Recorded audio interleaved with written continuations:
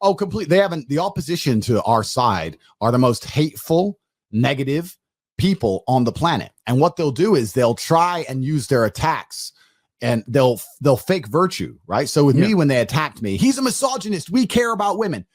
Have any of you done any charitable acts for women ever? Nope. Have any of you, what women do you fucking ugly, overweight people even know? No, you don't even know any chicks. Like all the chicks who know me are riding around on private jets, sitting on fucking super yachts. They love me. All the girls who come out in my defense are objectively beautiful. These people are sitting there going, we care about women so much we want to cancel Tate. They don't give a single fuck about women. They are weaponizing virtue, false virtue, to try and find a way to attack me, because how else can they? All right, and we're back. What's up, guys? Welcome to the Fresh Fit Podcast, man. We're here with the top G himself, Andrew fucking Tate. That's a pretty cool nickname. You have to admit, Top G is a pretty gangster nickname. Yeah, sorry for that, guys. As you guys know, we're here live in Romania, man. It's another studio, different equipment. So Tate Studio. Yeah, it's Tate Studio. So I got to get, acquainted and, move some things around so that we can go ahead and give you guys the best broadcast we can. But shout out to Andrew for letting us use this fantastic studio here in Romania. I'm glad you came. I feel like I put Romania on the map. Before me, who came to Romania? Nobody. Now you got this guy, that guy, influencer this, influencer that, podcasters. Everyone's like, fuck it. If Tate's out there, let's go check it out. But I will say, though, being here in person, but you and Tristan, bro, it's a real deal, Holyfield. The cars, the lifestyle, the girls, everything, the money, it's all real, guys. 100%. Good, man. That's good to hear. Because we still had the odd crazy person going, he ain't getting any pussy. I'm like, bro, if they ain't fucking me, who they fucking you? They're fucking you?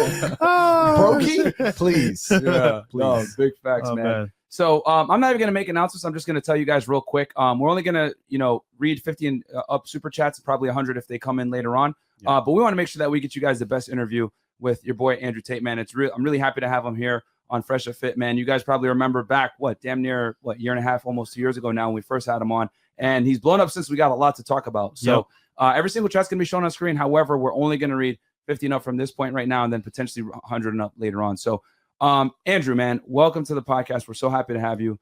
Can you, for the people that don't know or been living under a rock the past 6 months or so, can you introduce them to who you are? Yeah, my name is Andrew Tate, 4-time kickboxing world champion, multimillionaire and all-around nice guy.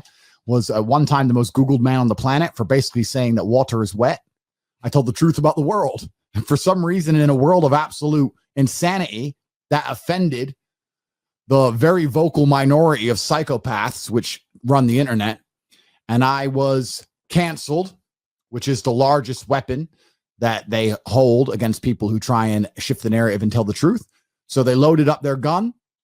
They attempted to destroy me. And just like every other time in my life, when someone has attempted to destroy me, I emerge victorious. Aikido. It's like Steven Seagal. You try and shoot him, but it's like he Aikidos it, then he gets the gun off him. You know them ones. That's like my life story. So they tried to cancel me, thinking that we're going to delete him from all of the internet, and then we're going to lie about him. This is what they do. They deleted all my social media profiles, and as soon as I couldn't reply, within seconds, large newspapers and media outlets started lying about me en masse, and they tried to shift public sentiment and convince the world that I'm a bad person. They have failed. And here I am on Fresh and Fit. So I emerged victorious and harder to kill than ever before. And the Matrix loses. Matrix 0, Tate 1. And if the battle's just begun, I hope it continues to go this way, because it's very, very difficult to hurt me now. They've done the best they can do. And it's funny. Everyone that's met Andrew and Tristan in person, I've never heard a negative comment once, which is crazy. Girls and guys. So. And that's good to say. And it's also for me, right? When they were lying about me in the media and telling the whole world I was the most evil person ever, I couldn't go anywhere without meeting fans. Everyone loves me. I meet. It's just an extremely vocal minority of people who are going to pretend I'm somehow evil and disliked. Everybody understands I'm telling the truth, and nobody dislikes me at all, except for a small group of people that I don't want to fucking talk to. And anybody with a brain doesn't want to talk to. These people are fucking weird. So, yeah, I mean, I believe in God, and God knows the truth of my heart. Me and him are on the same side. We're on the same mission, God and I. I'm his number one angel, one of his favorite soldiers. God's favorite. God's favorite. And when you're God's favorite, you have to fight the demons. You have to march through you have to go through the battle. That's what God wants of you, right? There's demons amongst earth. He sent his favorite angel, Andrew Tate himself, to come down here and slay them. So here I fucking am. and I'm ready for all the fucking flack that comes with it. I'm a soldier of God. So here's the thing, I guess, because a lot of people don't know you, Andrew. They think this guy's just some crazy, weird, ostentatious individual from London, Luton, kickboxing, whatever. They don't really understand your backstory and your struggle and how you became the man that you are today. Can you give them a quick little summary of what led to this belief system that you have and your upbringing, Yeah, absolutely. My belief system is very, very simple. It's based on results, right? It's based on competency. The things I believe and the way I view the world and the mindset I've adopted has been created to be the most effective version of a mindset, which is going to allow me to perform. It's like the software you install within yourself. I've installed an operating system which allows me to perform at the absolute highest levels.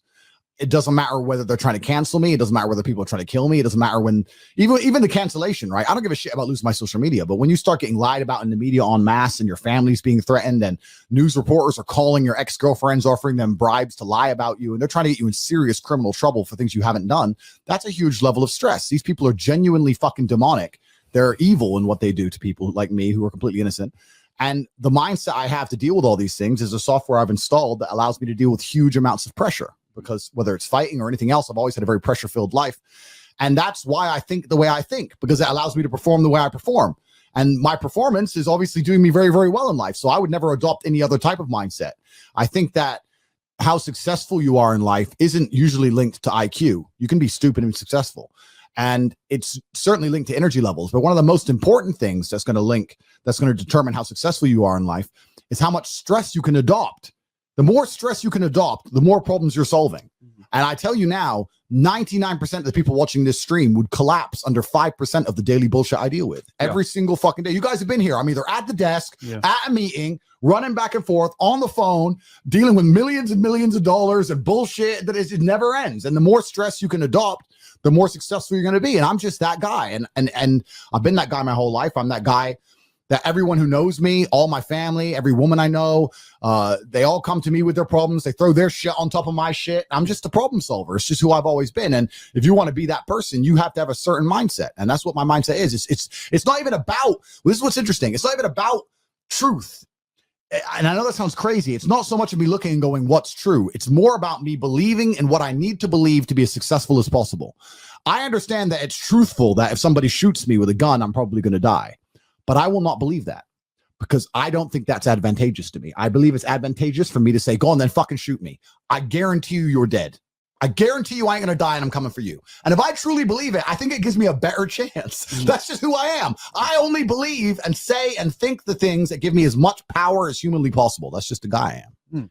So you had 70 plus professional fights. Correct. And before every single one of those fights, you were always worried and like, because you could potentially lose your life in there. Absolutely. How much did that prepare you for the bullshit that you're going through in life right now? Because I don't think people can understand the amount of pressure that you've been under. I've understood it. I understand it because it happened to us to a level, to a lower level, right? Where we were internationally getting hated on, getting death threats every single day. So I know exactly where you're coming from, taking your TikTok clips and, you know, putting out of context, spinning you out to be. But you came from a background where you could die when you went to work. Yep. So how much did that prepare you for the bullshit that you're dealing with now? Yeah, absolutely. It is a nice sobering experience to look around you and go, okay, am I in physical danger? And if the answer is no, it's very difficult for me to feel anything at all. Yeah. With this cancellation, it got to a point where the answer was yes. Crazies were coming to here. Bro, crazies were flying to Romania. Do you know how many balls you need to fly to Romania and come to my house? Yeah. Wow. We had to wave guns in people's faces, bro. It was crazy. And members of my family were getting threatened. And in Clown World America and England, a bunch of people were trying to find random people with my last name and turn up their door. It was true, genuine insanity. So at one point, I thought, this is actually going to affect my physical safety. I cared a little bit more. But yeah, I'm cool under pressure because I've literally had people try and hurt me for a large period of my life. I still have people trying to hurt me today. And it's just a normal operating procedure. It is how it is. And yeah, without the actual threat of physical violence, when there's not someone in the room trying to kill me, it's very easy for me to calm down and say, cool, let's get the problem solved. So yeah. And they always say God's not going to give you a test that you can't handle. And I would say you're probably one of the most fit people to deal with this, man, through what you've experienced. Well, it's been, you know what's funny? I truly believe that no matter what bad happens to anybody in their life, no matter how much they're upset at the time, you will always look back and be glad it happened. And even with the mass cancellation, obviously I lost 4.7 million. I was getting 200,000 Instagram followers a day. Yeah. 4.7 million I had, and I had mass reach and I was super famous. I had all these accounts. And when you get banned, it's hard to sit and think this is good. But here I am a month later, and it's the best thing that ever happened to me. It's the best thing that ever happened to me. It allowed me to get global consciousness for long enough to dispel all the bullshit rumors. Yeah. It allowed me to move over to a platform where I can speak freely. It allowed me to Rumble. Rumble. That's where I am now. Rumble.com/Tate Speech. It's subscribe, guys. I've replaced my followers within less than a month. It's woken up people to exactly how tyrannical the Matrix is, and proved me right in everything I've been saying for a very long time about how they're trying to control narratives and shut down speech. It's the best thing that ever happened to me. So I'm grateful to God. And you're right. He doesn't give you battles you cannot handle. And also, to a degree, he knows what's better. He knows what's good for you. God knows what's good for me. And he's like, all right, Tate, we're going to take your accounts away. Sorry. A little bit less Instagram pussy for now, but you're going to be big on Rumble. Don't worry about it. Yeah. And here I am. Myron and I were talking on the podcast, man. And it's funny because we said in that room, if anybody was to deal with this pressure, they would quit right away. But only you could deal with this, bro. So kudos to you for staying strong, because this is not easy at all. Well, thank you. And that's what they wanted me to do. They wanted me to quit and be demotivated. And I'll make it clear now, I've been massively successful on my new platform, Rumble. But even if I had one subscriber, I would be posting just like before, podcasts just like before. I'm indefatigable. I do not give up. I do not get tired. I do not quit. That's what they want. That's what the enemy wants from me. They want to try and win a war of attrition. They want to wear me down and hope I quit and give up and go, oh, I'm not getting any traction now. I don't have YouTube. This is going to be hard, etc. I am not that guy. I'm not that guy. I'm the guy who keeps going. And if you're truly indefatigable in life, and perspicacious, that's my favorite saying, the one I say all the time, unmatched perspicacity coupled with sheer indefatigability makes me a feared opponent in any realm of human endeavor. It's absolutely and utterly true. If you pay attention to the things that are happening around you and you do not quit, you will be a dangerous opponent in any realm of human endeavor. It doesn't matter what you try and do. Cancel me. Fucking cancel me. Cancel me again. Do it again. It ain't going to change anything. I'm a man who lives true to God and says what he means and means what he says. And I know the things I say are good for society and good for the world. I didn't put a fucking magic spell on anybody. The reason people listen to me is because they like what I say and they know that I'm telling the truth. That's the reason I am here. And I'm going to continue to do that. And there's nothing anybody can fucking do about it. Well, I can say this, bro. Life view has not stopped, bro. Cars are still here. House is still here. It's lit. Living good. Living good. Now, I want to transition that over because, again, and this really bothers me because a lot of people that interviewed you don't know you. Facts. You know, we know you. So, and they're trying to, say some stupid shit or ask questions to try to trip you up, whatever. I know you're a chess player, avid chess player. Yeah. And right now, what I'm seeing going on, and we know some things behind the scenes, which we're not going to talk about on air. Yeah. But right now, it seems as though you're playing chess against the world. Is really what it is. Mm-hmm. And that's the game. But I'll tell you why. Yeah, go ahead. Because in every single battle, there has to be somebody who charges at the front and perhaps takes the most flack. And perhaps it's the most dangerous to charge in at the front. And that's what I'm doing. And everyone's like, why is Tate involved in this battle? Why is he taking so much shit? Tate has all this money. He could just go on a yacht with a bunch of bitches and run around with a bunch of cars and just have fun. I could do that. The reason I'm doing this is because I believe this war is coming to absolutely every single one of us. You have two choices as a man. You either realize the truth about reality and understand how the Matrix is suppressing you and affecting your mind. You either wake up and you are now in battle against the Matrix itself, or you accept the programming. When you accept the programming, the battle doesn't end because you're in a battle against your own mind. If you believe the shit they want you to believe, you're unhappy, you're depressed, you're miserable. So you're either fighting against yourself inside of your own mind, living in some semi-depressed state, sitting on the internet, fucking talking complete bullshit in these liberal hate mobs, or you understand the truth about what's happening and you're in the war against the Matrix. You can't escape this fight. Everybody watching this is in this fight. I'm in this fight. You're in this fight. We're all in this fight. Yeah. The war is here. When the battle turns up at your front fucking door, you can't just cower. Someone has to fight. So yeah, maybe I'm at the front, but I'm also in a unique position to handle that. One, because of the stress. Second, because of the finances. Third, because I'm hard to hurt. So I feel like it's my duty to God. I'm not going to sit here and tell people, listen, accept the bullshit they want you to believe. Stay at home, semi-depressed, take your Adderall, be a little fucking dork, and then the Matrix is going to be happy with you, because there's no happiness in that. You can't avoid this battle. You're just going to end up in a battle with your own fucking head. You're going to have to fight. To all the men watching this, you are going to fight somebody at some point, either the Matrix or your fucking self. Choose. I refuse to turn on myself. I'm not going to be the guy who turns on myself and makes an enemy out of my own fucking mind. No, sir. Me and every single thing inside of me is on the same team. And when the enemy appears, then it's on. If it's on, it's on. That's the game. Yeah. And I talked about this, how now more than ever, we need to protect each other. Like, if you make content like this where you're teaching guys how to become better versions of themselves, get money, get girls, but get more confidence, whatever it may be, the mainstream media labels that as toxic content that is, destructive to young men, when in reality, all you're doing is teaching guys how the world really works, and that there is a competition out there, whether you want to accept it or not. We live in a clown world now where we tell young men, oh no, it's okay, you don't have to compete, participation trophies or whatever. And I've always said it, the only people that can benefit from not participating or not competing, so to speak, are women, because they can go ahead and be pretty and find another guy. You're not going to be able to do that as a man. That's a privilege that's reserved for women. Mediocrity is only for women. Now, if a girl wants to be successful, I always say it's elective. For a man, it's mandatory. And I think you've done a great job of letting guys know, yo, there is a burden of performance and you need to be excellent. Completely. The kings of old wanted eunuchs. So the kings of old, what they do is when they were away at war and stuff, they had to have men around to look after their chicks, but they didn't want their chicks getting fucked. So they got eunuchs, right? So you got a guy, he chopped his balls off, and you had some dude with no balls who was a eunuch. He was technically a man, but he basically sat there balllessly and did everything he wanted to do, and your bitches were safe around him because he wasn't going to fuck them.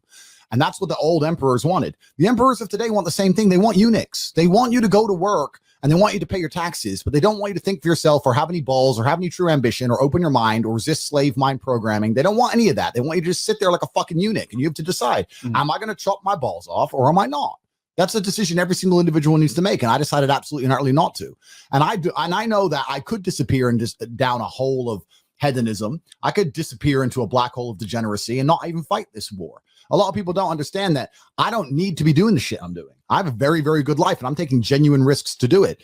But I also understand that my unique positioning means that it would be disingenuous for me as an individual of honor and integrity to not stand up and fight when I know that I'm in a position to fight when most people can't. Most people can't say the shit I say because they're gonna lose their fucking jobs. Yep. I've just been canceled. I still have hundreds of millions of dollars. Now what? They can't hurt me on that level. So I feel like I have a genuine duty to do it.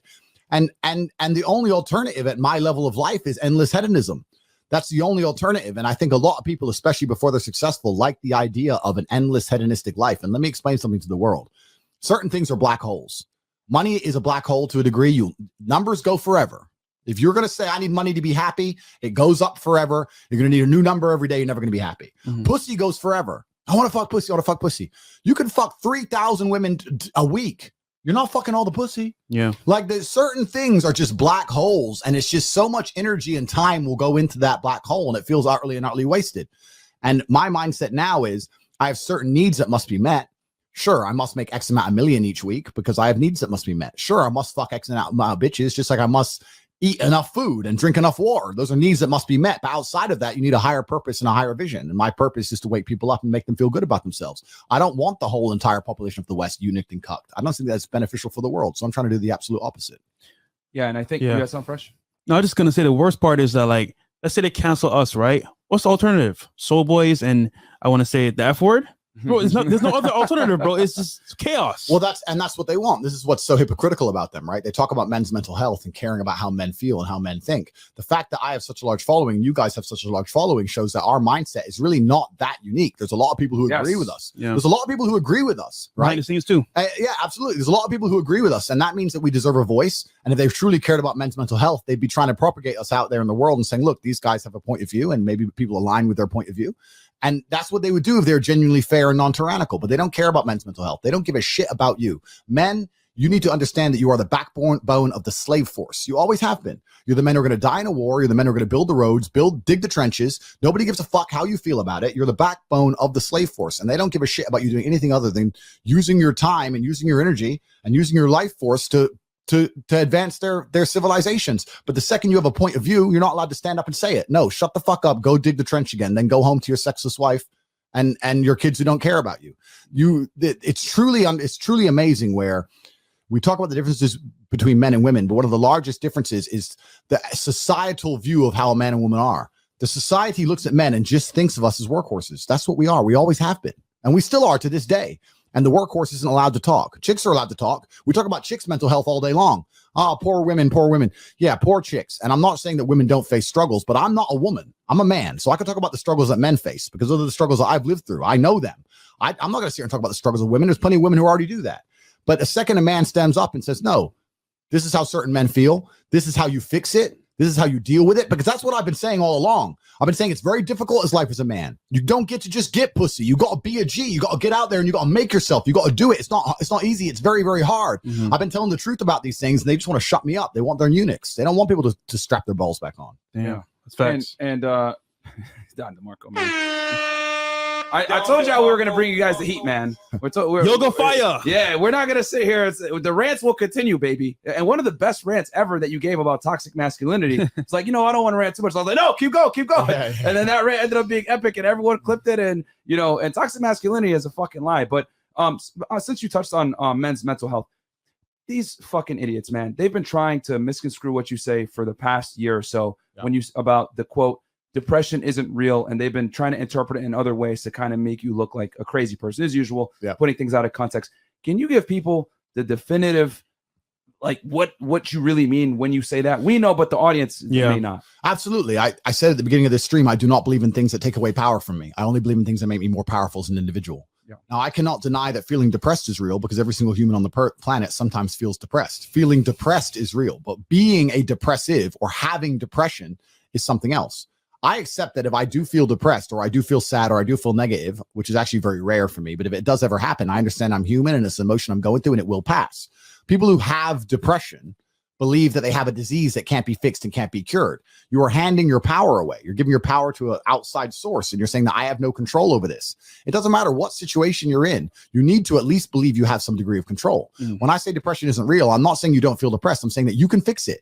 It's not a disease that you caught from the sky. You can fix it by taking control of your own mind. Listen, I'll tell you right now, I don't know how to fly a plane. I don't know. But if I was in a plane and it was crashing and I was sitting in the pilot's chair, I would still hold on to the fucking gear stick or joystick or whatever it's fucking called. I'd hold on to it and try and move. Even though I don't know what I'm doing, I'd try and get some control over the scenario. I'm not going to give up and put my hands in the air and crash into a mountain. I would try and do something. I'm not the guy who relinquishes all his control to outside forces.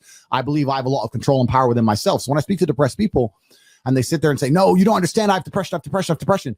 You are, one, hypnotizing yourself to believe you have it. One. Two, giving a bunch of power to this outside source instead of believing the power inside of yourself. And three, not just being realistic enough to know that I feel a certain way, and I feel this way because of my life circumstances. And if I change my life circumstances, perhaps my mindset might change. And that's why I say depression isn't real. The worst things on the planet could happen to me. I refuse to be a depressed person. I may feel depressed for a day, or I may feel depressive for a few hours, but I will never be a depressed person. I'm not the guy who walks with his fucking head down. I'm the guy who walks with my shoulders back and my chin up high. That's who I am as an individual, and I absolutely not refuse to change. And I cannot catch depression. All these people out here saying that depression is a disease, I can't fucking catch it. I'm immune. Because I'm living life. They're trying to attack me with everything they can. I can't catch depression. It's never happened, never fucking will. And I stand by that. Another thing that's really important, I say this all the time, nearly every word that comes out of my mouth is self-hypnosis. Every word that comes out of my mouth is self-hypnosis. And it's the same for everybody watching this. Every single word you speak is self-hypnosis. Every single thing you say out of your own mouth is almost more important than the things you hear from other people. Amen. You can't be sitting there saying, I'm depressed. I got a generational curse. I'm unlucky, bro. You can't be saying these things because you're reaffirming them within your mind. I don't do that. And as many people are going to sit there and say, Tate, you're delusional, you're a narcissist. You go through the world saying you're super lucky and that you're bulletproof and you can do all these crazy things. It's impossible for you to be depressed. You're a narcissist. Perhaps. Look at my life and look at yours. So let's talk about it let's look at it in pure metrics. Who came from a worse scenario at the start? Who had a worse background? Me. Who's now more successful? Me. Who's happier? Me. Who smiles more? Me. Who sleeps easy at night? Me. Why the fuck would I want to think like you? If thinking this way makes me a bad person, but I get fucking fantastic results from my entire life, and everybody close to me gets fantastic results from knowing me, and everybody close to me absolutely adores me, why would I want to adopt your thinking and be a sad fucking sack of shit sitting on the internet trying to cancel people like a dork? I don't want to be my enemies. There's not a single enemy I have that I'm remotely envious of in any regard. Every single one of them has a shit life and a shit existence. I already won. God's already punished them. God's already rewarded me. I know these things. I'm the luckiest man on the planet. You have to say these things and you have to truly believe them. There's power in the tongue, and we've helped so many men get out of depression, have relationships that are fruitful and eventful, have a good life as well, and even make money as well. And it's funny, the opposition hasn't done any of that. All they do is talk, complain, this and that. But we've actually helped men become better men. And I feel like that's a cornerstone. Oh, completely. The opposition to our side are the most hateful, negative people on the planet. And what they'll do is they'll try and use their attacks, and they'll fake virtue, right? So with me, when they attacked me, he's a misogynist. We care about women.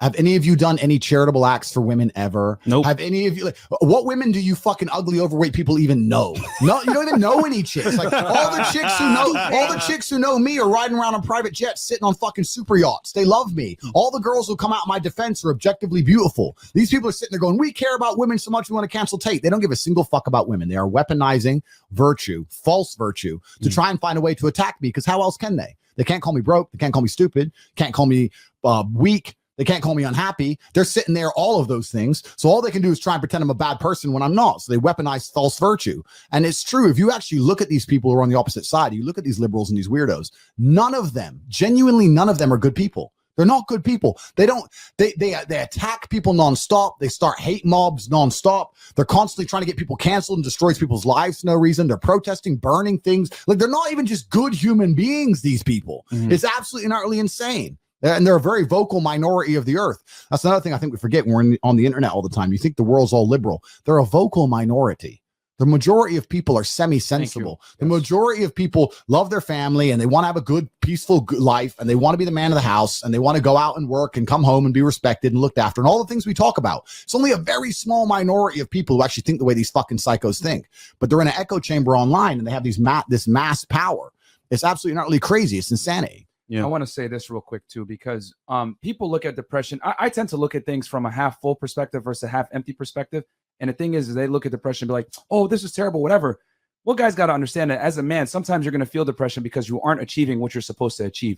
Depression a lot of times is a natural byproduct of your mediocrity. And you got to look at it like, damn, I need to do better. But instead we sit there, make them feel better for their mediocrity and tell them, no, something's wrong with you. It's not the fact that you're fat, loser, no one respects you, you don't want to get a job and you smoke pot every day. No. Let's get rid of that word accountability. It's because the outside is the problem. It's not your fault. And we live in a crazy world nowadays where we have the luxury of telling people you don't have to be accountable for your poor decisions, and you don't deserve the bad consequences that come from your poor decisions. And guys, listen, there's two ways to react to depression. You can either be sad and complain about it and get mad at people like Andrew and be like, oh my God, he's insulting people that have depression. Or you could look at your reality, what's going on, realize, damn, am I really performing the way I should? Am I doing what I'm supposed to be doing? And the answer is no. Then you got some fucking work to do. The problem is that people don't want to do the work. Completely. Do you deserve to be happy? Genuinely, every single person watching this, go look in the mirror after this stream, go into the bathroom, look in the mirror. Do you deserve to be happy? Look yourself in the eye.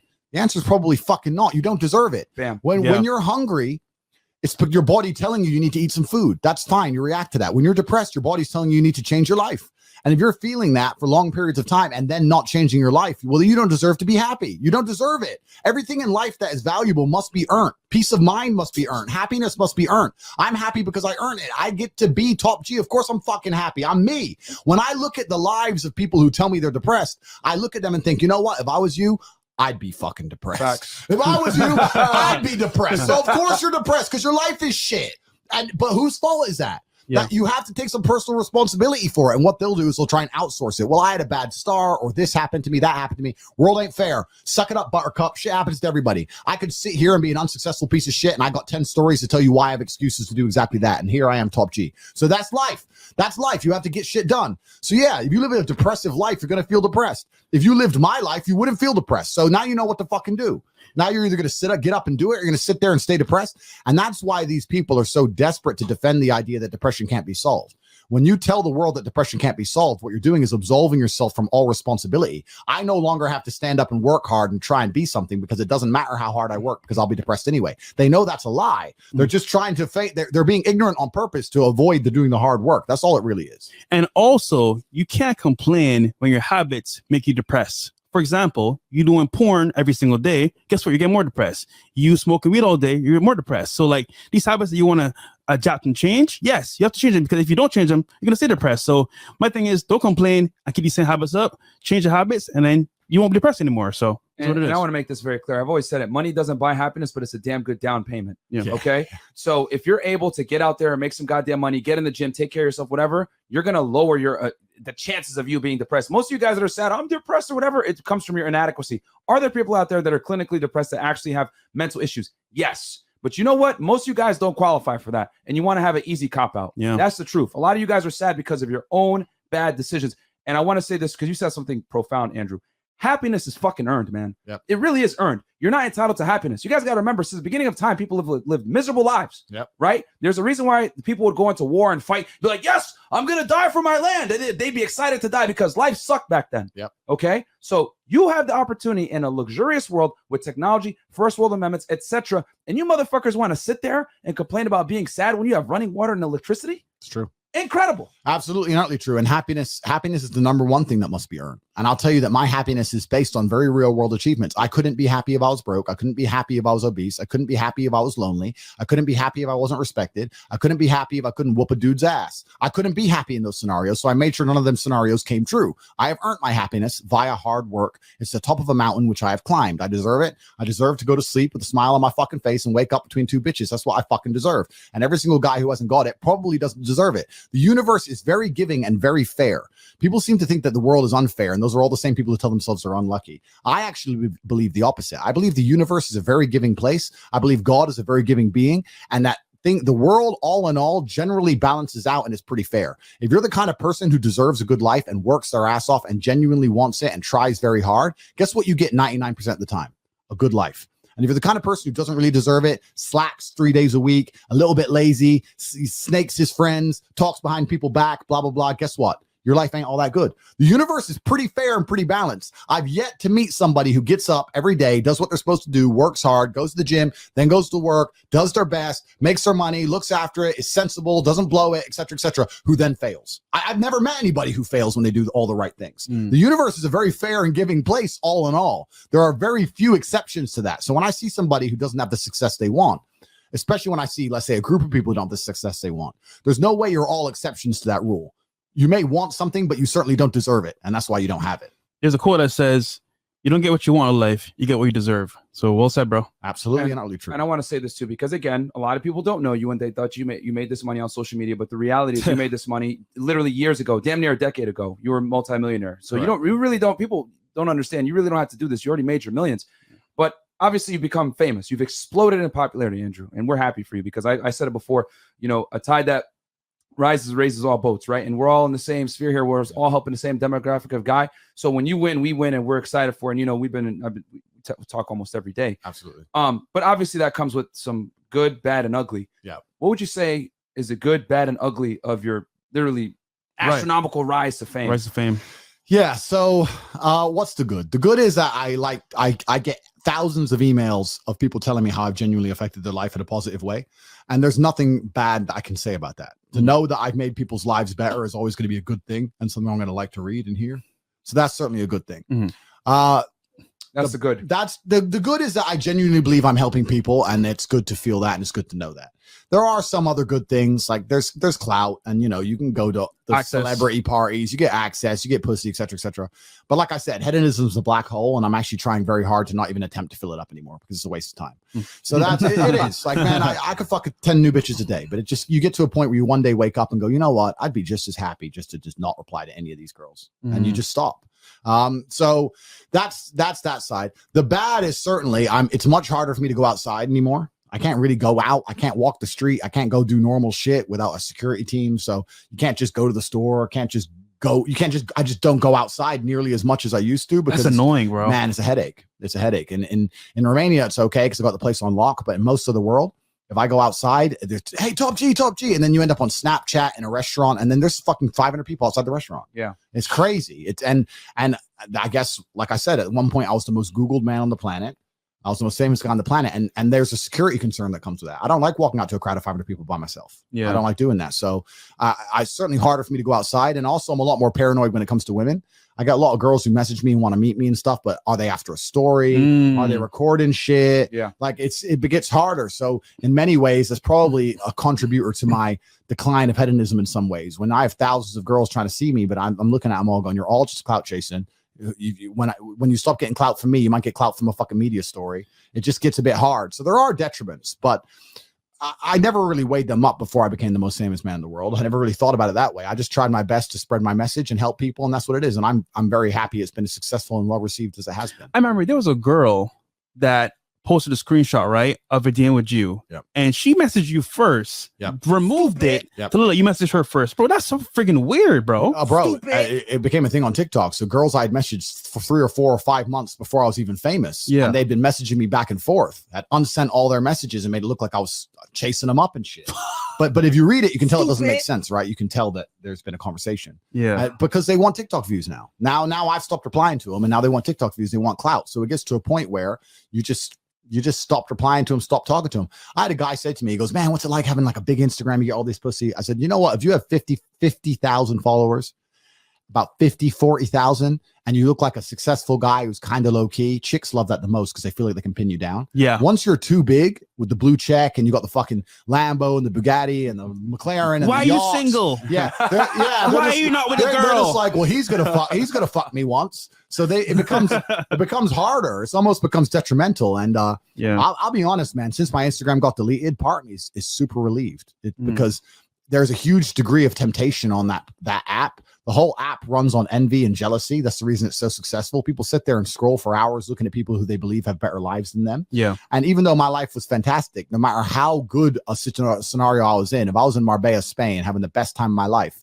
and my boy say, look check this out. And he sends me a story from, let's say, Mykonos in Greece, saying there's a party over there. Maybe 1% of me would go, well, maybe Mykonos is better than Spain. Fuck it, fuel the jet. You get FOMO, but when you haven't got Instagram anymore, you just live more in the present. I ain't missing shit. I ain't missing a single thing. I'm so much happier without that fucking application on my phone. Wow. And have you been able to do a lot more work and get things done without Instagram? I was always good at getting things done. I was always good at ignoring it. So that wasn't the real problem. It's just the temptation, man. Access. The access to dumb shit. There's some bitch here trying to see you. There's some bitch here trying to see you. There's some party here. There's always something happening in the world. There's some bitch here, some bitch there. And then part of you's like, you know what, Tate, maybe you should go fuck that bitch. Maybe you should go to that party. And now it's gone. It's just like, you know what? I don't actually want to do any of them things. Since I've lost Instagram, I haven't once for a second sat there and thought, damn, those 400 bitches I was messaging.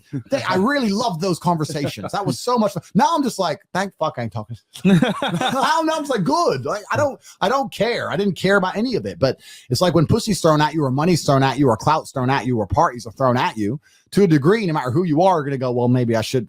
Maybe I should go. Maybe I should be there. Maybe I should do it, you know? But without Instagram, a lot of that vanishes. And especially now that my relevancy has remained and retained for the things I say and the important mission, I'm just more dedicated to the mission than ever before. There's just less heathens to distract me. There's just less devil's temptations, bro. The devil can't send any harlots my way. It's fine. Life's fine. So you're being way more selective on the girls that you deal with now for obvious reasons. And I don't blame you, man. I mean, even myself, I've had to because I've had that too, where girls try to put me on blast, whatever. And, I don't give a shit. I shoot my shot, take an L. It is what it is. But on your level, it's a whole other thing where these girls are really like that thirsty for attention. Oh, bro, they're so thirsty for attention and they'll pretend they didn't message you when they did. And, or they'll but it's even worse, right? Imagine you meet a girl, you can have some crazy stalker bitch. You can have a Me Too on some girl you don't want to date anymore. Yep. Even worse than that, at my level of wealth, I have to be extremely cautious. And when I bought the car I bought, I had to sit and go through a class discussing kidnapping. You can't roll around the world having a Bugatti and being one of the most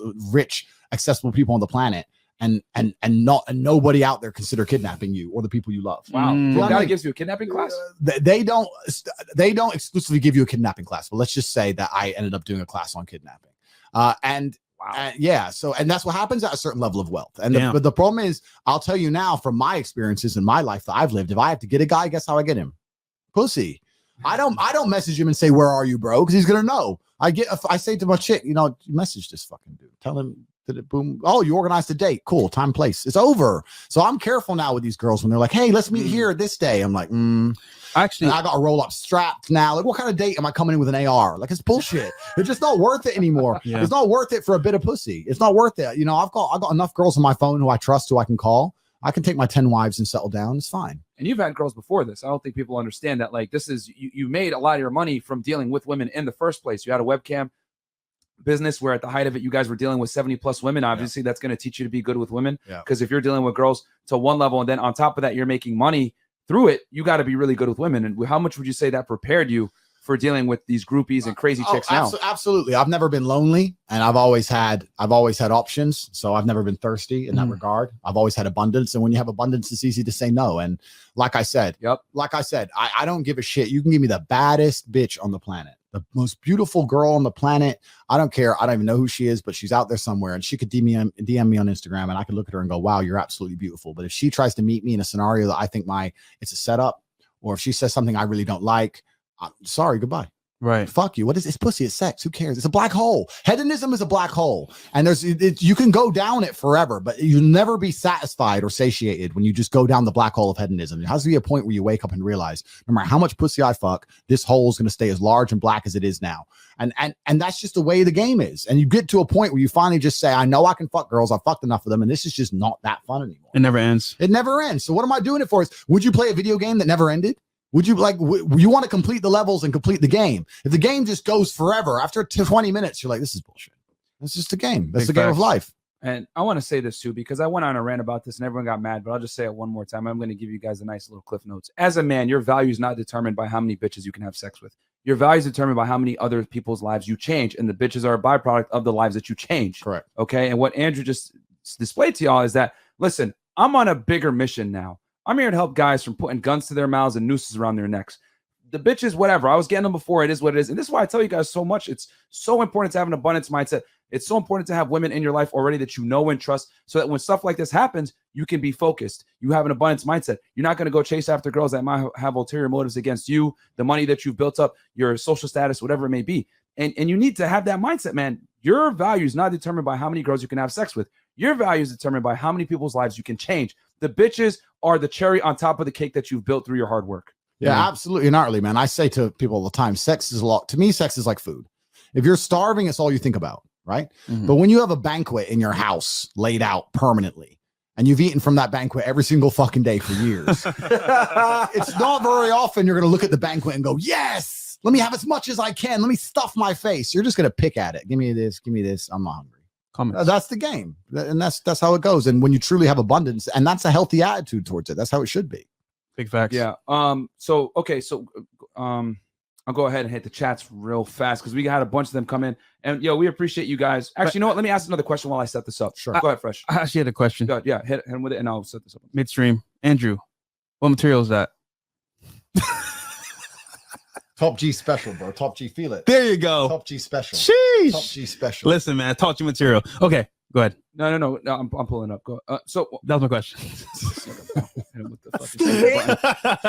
Freshest interview. Andrew, you know what? How about this? Because I wanted to talk about. No, I got it. So Andrew, you came to Miami with Tristan a while back. Yeah. You did some war room events. Yeah. Catching up with some people. Yeah. How was y'all party with us? How was the time with us in the studio? Give us your feedback about Miami and Fresh and Fit.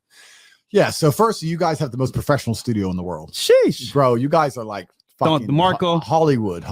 You got everything there. It's really impressive to see. When I first walked in there, I was like, Ross, this is a real deal. That's Myron, by the way. Yeah. Big G, Myron. So you got an amazing studio. Obviously, the show is interesting. It's good. Miami's the best city in America, hands down. If I had to live in America, I'd definitely certainly live in Miami. Mm-hmm. It does feel a bit godless to me. It feels a bit empty, feels a bit vaporous. A lot of America feels godless to me. I'm sure if I went to the flyover states, it wouldn't, but the major cities do. I live in a country where there's churches everywhere and you see families walking around holding hands, and it's very traditionalistic and old school. And in Miami, it's kind of like, okay, hot ho. Okay, boat. Okay, it just feels a bit empty. I can't explain it. It feels like God kind of forgot it and said, let's ignore this city and see what goes down over there. Yeah. And I will also say, I mean, obviously we ran out on the boat. It was a bunch of fun. Miami certainly has a bunch of hot girls, that's for sure. Mm-hmm. But I think that one of the biggest differences between Western women and Eastern European women is that Western women have completely removed the stigma for sleeping with multiple men. They don't give a shit. And when that happens, they move on so ridiculously quickly. So like, it's crazy. So like, if you sleep with a Eastern European girl, whether she's Polish, Romanian, Czech Republic, whatever, and even if you break up, she'll be home for 2 or 3 weeks, a little bit upset or sad, or she'll mind her business for a few months or whatever. Yeah. But these Miami girls, like the girls who I met out there and the ones I was talking to, whatever, you check their Instagram story each day, a different boat, a different dude's party each day, a new guy they were just hanging around with. And I was like, well, they're probably getting banged by some of them and they just move on within 3 hours, just on to the next. It's crazy. It's godless, G. It's godless. Yeah. I don't know how else to say. I was just looking at it all, just saying, where is the Lord? Come save these hoes. It was crazy. We've coined the term "It's just your turn," so we enjoy the moments and we move forward. Yeah, and the conquest of it is certainly not really fun. I get it. You're like, we're all men, right? We go to the club, we bring a bunch of bitches, we take girls home. It's all fun. It's sport fishing, right? You catch the fish, you throw them away. It's all good. It's fine. Yeah. And certainly there was a point in my life where that was far more interesting to me. But like I said, I feel like I'm on a bigger path now. And I mean, if I meet a beautiful woman and she's a nice person, of course we'll enjoy a relationship or whatever. But I'm certainly not waking up each day and going, I need bitches. I'm certainly not doing that. It's probably the opposite. I'm waking up each day looking at my phone going, oh, fuck off. Fuck off. So I'll hit these real quick. So guys, from this point forward, I'm only going to read 100 and up, but I'm going to go through some of these real fast. And like I said before, every single chat's going to be shown on screen, no matter whatever you donate. So real quick, and this is a good question here. I'm going to read the questions and answer the ones that like are going to help the most guys. This guy, and the new $50. Thank you so much, my friend. He goes, Tate, can you please explain exactly how to get over a breakup? I just went through a major breakup and you have never explicitly spoken about the topic. Sure, I'll talk about it. First things first is that going through a breakup sucks.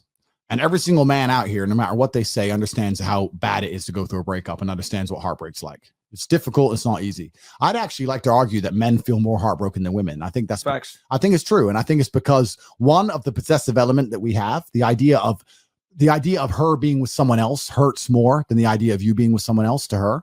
And secondly, because you have a lot less options than she has instantly. So I think that breakups are worse for men than they are for women. And I understand how difficult and hard they can be. However, unfortunately, the unfortunate reality is that chasing her and being dedicated to her and saying you're going to do whatever she wants, etc., is very unlikely to work. It's very unlikely to work. And you have to look at the scenario you're in, look at the chessboard and make the best possible move. When you're heartbroken, when you're truly heartbroken, you can't even sleep. And your mind is constantly preoccupied. And instead of seeing that as a negative, what you need to do is use that as a source of unlimited power. If I was truly heartbroken today, let's imagine, and I could barely sleep, I'd be in better shape than I've ever been. I'd train like a fucking animal. You have to just take the energy inside of you. Energy cannot be destroyed. It can only be converted, whether it's heat into light or momentum into friction or however you want to put it, right? Energy cannot be destroyed. It can only be converted from one form to another. And you have to look at that and understand that the sadness inside of you is energy. You can't destroy it, but you can convert it into something else which is constructive. And you just have to suck it up, buttercup, and get over it. Damn. And there's no other way to do it. And obviously having an abundance of women makes that easier. But I wouldn't even put it that way. I'd say if you were with a woman and you lost her and you're now lonely and she's going to be moving on and you're absolutely not really heartbroken and you're destroyed inside, I understand how difficult that is. But now you have genuine sadness inside of you, which is unlimited motivation for you to become a fucking beast, to become an animal. And by the time you're finished becoming an animal, you won't care anymore. So if you really want to cure yourself, you just say, I'm going to get a 6-pack and I'm going to get bigger arms. And by the time my arms are this size and I have a 6-pack, then I'm going to think about that bitch. And you'll realize that you don't give a shit about her anymore. That's just the way the world works. Bam. Well said. And I had to, that one was a good one because a lot of you guys are going through breakups right now and you care way too much about these girls. Use it as fuel to, motivate yourself to get to the next fucking goal. And another thing that can give you a lot of hope is understanding is that her revenge on you is instant. Her revenge on you is running, getting on a boat and fucking 5 guys and going out to party and you're sitting at home alone. Her revenge is instant. Your revenge takes a little bit longer, but it is a better revenge overall. It takes, like all good things in life, good things come to those who wait. Good things don't come instantly. Your revenge is going to be using that sadness, using that sorrow to become such an amazing man that she realizes she fucked up. Every single one of my exes realizes they fucked up. There's not a single person who's close to me whose life would be better if I wasn't in it. Every single one of my exes looks and goes, I wish I had top G still now. I just text my boyfriend my problems. He can't fix them, but Andrew fucking could. I'm sitting here on economy. Tate's on his jet. I fucked up. And so if you get to take that sadness and sorrow and truly become the man that you know you can become, then your victory comes. It's maybe a little bit delayed, but it certainly not is coming. And you should be excited by that. You need to look that there will be a day where she regrets the decision she made. There will be a day where she understands that she fucked up and her life would have been better if she kept me. And I'm going to prove it to her. And that's what you have to do. You have to go do it. Yep. You have to create the regret, guys. And I think that's the problem. You guys got to understand. You must create the regret. That's right. You nailed it. All you have to go and force her. You have to force her to feel regret by the magnitude of your actions. If you sit around your ass being mopey, she ain't going to feel regret. If you text her, you're going to regret losing me, she ain't going to feel regret. You have to get up and attack the universe. And through the force of your monumental achievements, the universe is going to create a massive sadness ball, a nice big ball of regret, and dump it on her fucking head. You can do that. Yep. It's funny. Hit her with that spirit bomb, motherfuckers. Make her feel. You pick a weird girl, right? All of a sudden, 5 years pass. You're doing well, nice car, new apartment, maybe a better job. And she's like, her friend is like, yo, Susie, have you seen Jack? He's doing really well now. He's like, wait, show me his Instagram. Before you know it, she's like, damn, I messed up. That right there is indirect regret. Stupid. All right, so guys, I'm gonna go ahead and kill all the streams here except for YouTube. So come on over to YouTube, type in Fresh FM. I'm gonna kill Facebook and I'm gonna kill Twitch. The next one here we got is hey, Mr. Tate, is it still okay / necessary for men to pursue an industrial job? I'm currently in college for industrial electrician. So basically a trade job. What's your thoughts on that? Yeah, there's absolutely nothing wrong with the job. I say to people all the time, when I talk about escaping the matrix, we talk about finances. There's a lot of ways to make money. Firstly, there's a lot of ways to make money. There's a whole bunch of people in the trades who are making a whole bunch of money. You're doing real shit, and real shit matters. It's easy for a bunch of internet kids to sit here and go, oh, e-com. Yeah, e-com. Guess what? People need to be electricians, dickhead, because if everyone's doing e-com, the whole fucking world would collapse. So you're doing something really important. When I say escape the matrix, I'm obviously be perspicacious, keep your eyes open. Do not accept the slave programming. Do your very, very best at your job. Try and make as much money as possible. Try and progress within your career. Make sure that you do not adopt the matrix-minded drone think that they want from you. Be awake and open to opportunities as you go through life. Make sure you build a strong network, find other important people to network with, et cetera, et cetera, et cetera. But yeah, you just told me I am doing a trade course to get a trade job. If you are dedicating yourself to something, then I'm absolutely not really proud of you as an individual. If you're trying your very, very best in school so you can try your very, very best in your job, then good. I don't give a fuck what it is. Good. The only way I'm going to say it's a bad thing is if you're not trying your best. And if you're the best at absolutely anything on the planet, you're going to be successful. If you're the best baseball player or the best fucking card tricks magician or the best yo-yoer, you're going to get paid. So yeah, you're doing the right thing. Just do it well. It's very simple. Bam. There you go, my friends. And then real quick. So Andrew, I want to talk about this. You talk a lot about being mobile, not necessarily being tied to one location, being able to move at a moment's notice and creating freedom for yourself. Yeah. And with all the crap that's been going on to you, how important has that been more than ever? Yeah, Darwin said it in The Origin of Species. Even though I am a Christian, I do not believe in evolution. He said that the most adaptable species survive. He didn't say it's the strongest or the fastest or the hardest to kill. He said it's the most adaptable, the one that can adapt quickest to a changing scenario or changing situation. And I think it's the same for humans as well. The ones who are going to be the most successful are usually the most adaptable and also the quickest. We live in a very, very fast world now where things are happening extremely quickly. And people who are slow or are slow to adapt or slow to change always get left behind and get wrecked. Think about the people who quickly adopted to, I don't know, Bitcoin, for example, or quickly adapted to selling things online, or quickly adapted to starting their own YouTube channel. Being first, you'll do very well going first. So adaptation is extremely important. Speed's extremely important. And most people are living under constraints, and the largest constraints they have are obviously the order of society, which is constructed by governments, because governments need to know who's inside of their countries and who lives there and who travels. Of course they do. Why wouldn't they? And if you have one government that's constraining you, you lack adaptability. If you have more passports and more bank accounts and more residencies and more driver's licenses, and you have money offshore and you have all these kind of things, then you're certainly a more adaptable individual. I could get up right now and move to Philippines and live there forever and go to my Filipino bank account and get enough money to sit on a beautiful island for the rest of my entire life. I could do that. So that's adaptability. I have a choice. I have an option that other people don't have. And if you're under the jurisdiction of one government, then you're certainly not really very easy to pin down and control. And I think that the first thing you should do once you start to make money is understand, okay, I now have money. Now I need adaptability, because adaptability gives me a degree of power. So I need to start thinking about how it's done. And it's not even difficult. The number of people I speak to and say, hey, bro, where are you from? Oh, I'm half Irish, half this. How many passports you got? Oh, just one. You're half Irish, bro. Do the ancestry thing. Go them, say ancestry, boom, ancestry, half Irish, and get your fucking passport. It's a headache. If it's a headache, then hire a lawyer and pay him. Just do it. You don't even got to do much. Sign 3 forms. Like, you really think that having that one passport is enough? I don't think it is. I think you need more and more and more, and be on as many grids as possible. It's the best way to live off grid in the modern world. That's what I think. And I think if you didn't have that mobile presence yourself during this whole cancellation, you'd have been screwed. Well, when they canceled me, they came for my payment processing. They came for my banks. They came for lots of different things. But let's say, for example, let's say I had banks and payment processing out of Singapore.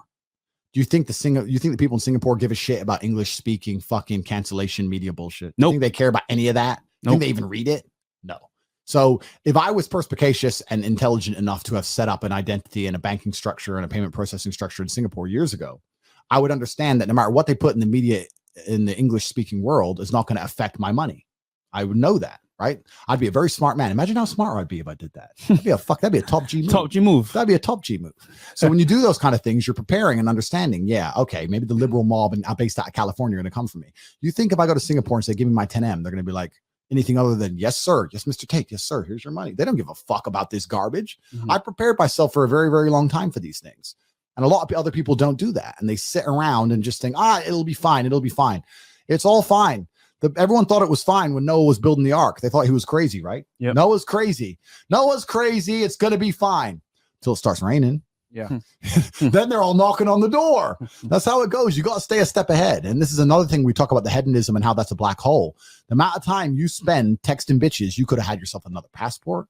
Could have had yourself offshore banking, could have had yourself a bunch of foreign driver's licenses, a bunch of residencies. You could have been able to travel during COVID because you were a foreign citizen. Yep. You get banned from driving on one license and drive on another one. You could be above the law in so many ways. All you have to do is stop messaging that bitch and look it up online and fill in a different form. But people are just distracted by the hedonism. It's a black hole.